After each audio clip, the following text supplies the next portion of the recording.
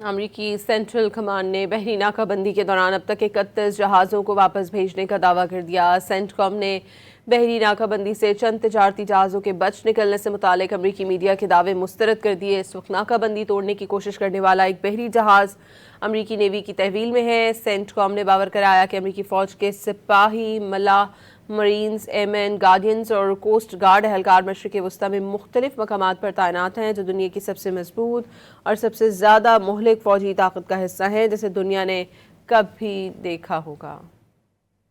امریکی central command نے بحری ناکہ بندی کے دوران اب تک 31 جہازوں کو واپس بھیجنے کا دعویٰ کر دیا۔ سینٹ کام نے بحری ناکہ بندی سے چند تجارتی جہازوں کے بچ نکلنے سے متعلق امریکی میڈیا کے دعوے مسترد کر دیے۔ اس وقت ناکہ بندی توڑنے کی کوشش کرنے والا ایک بحری جہاز امریکی نیوی کی تحویل میں ہے۔ سینٹ کام نے باور کرایا کہ امریکی فوج کے سپاہی، ملاح، مرینز، ایمن، گارڈینز اور کوسٹ گارڈ اہلکار مشرق وسطیٰ میں مختلف مقامات پر تعینات ہیں، جو دنیا کی سب سے مضبوط اور سب سے زیادہ مہلک فوجی طاقت کا حصہ ہیں جسے دنیا نے کبھی دیکھا ہوگا۔